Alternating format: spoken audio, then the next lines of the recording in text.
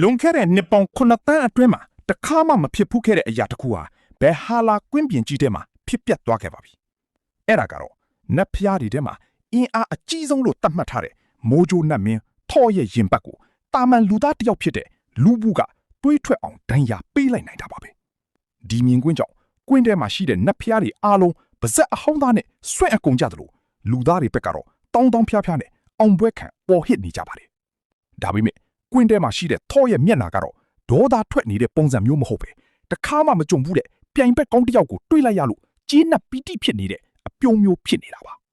တကယ်တော့ထော်ရဲ့အီယာမတူကြီးမျိုးနီးဟာကပအမြေကြီးကိုတောင်တစ်ချက်တည်းနဲ့ရိုက်ခွဲနိုင်တဲ့အစွမ်းရှိပါတယ်ဒါပေမဲ့သူ့ဘာကြောင့်ဒီတူကြီးကိုလက်အိတ်အထူကြီးတွေစွပ်ပြီးကင်ထားရတာလဲဆိုတဲ့ဟိဝက်ချက်ထွက်ပေါ်လာပါတယ်နတ်ဖျားတွေရဲ့ဒန္တာဒီထဲမှာတော့ထော်ဟာသူ့ရဲ့အစွမ်းထက်လာတဲ့တူကြီးရဲ့အရှိန်တန်ကနေသူ့လက်တွေကိုကာကွယ်ဖို့ဂျန်ဂရိပါလို့ခေါ်တဲ့နတ်ဖျားလက်အိတ်တွေကိုစွတ်ထားရတယ်လို့လူတိုင်းကထင်ခဲ့ကြတာပါဒါပေမဲ့အမှန်တရားကတော့အဲ့ဒါရဲ့ပြောင်းပြန်ဖြစ်နေပါတယ်လက်အိတ်တွေကထော်ကိုကာကွယ်ပေးထားတာမဟုတ်ပဲထော်ရဲ့အစွမ်းအရှိန်တန်ကြောင့်မပုတ်ကွဲသွားအောင်တူကြီးမျိုးနီးကိုထိန်းချုပ်ကာကွယ်ပေးထားတာဖြစ်ပါတယ်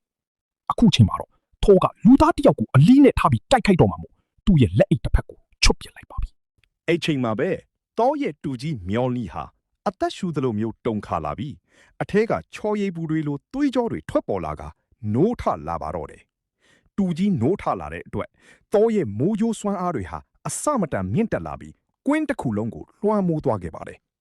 တောကသူ့ရဲ့အစွမ်းကုန်တိုက်ကွက်ဖြစ်တဲ့ဂီရော့သောစ်ဟဲမာနဲ့လူဘူးကိုအားအရှိန်တိနဲ့လွှဲရိုက်ချလိုက်ပါတယ်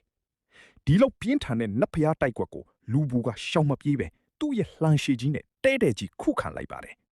အရှိန်ပြင်းလွန်းတဲ့ဒဏ်ကြောင့်ကွင်းတစ်ခုလုံးဖုံမုံတွေနဲ့ဖုံးလွှမ်းသွားပြီးလူတိုင်းကလူဘူးတစစီဖြစ်သွားပြီလို့ထင်ခဲ့ကြတာပါ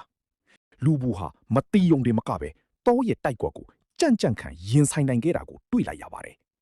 ဒါပေမဲ့တောရဲ့ဖိအားကပြင်းထန်လွန်းတာကြောင့်လူဘူးရဲ့ခြေထောက်နှစ်ဖက်စလုံးကအယိုးတွေကျိုးသွားပြီးကွင်းပြင်ပေါ်ကိုလဲကျသွားခဲ့ရပါတယ်လူသားတွေဘက်ကမျောလင်းချက်ပြတ်သုံးလူနီးပါဖြစ်သွားတဲ့အချိန်မှာပဲ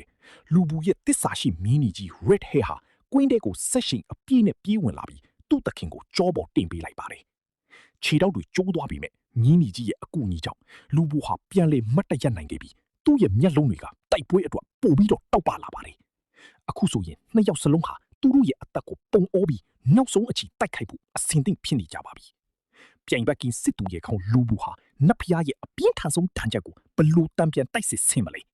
သူ့ရဲ့လှန်နဲ့ Valkyrie ရဲ့ဘူလုံးစွမ်းအားကတော့ရဲ့နူးထလာတဲ့တူကြီးကိုအနိုင်ပိုင်နိုင်ပါမလား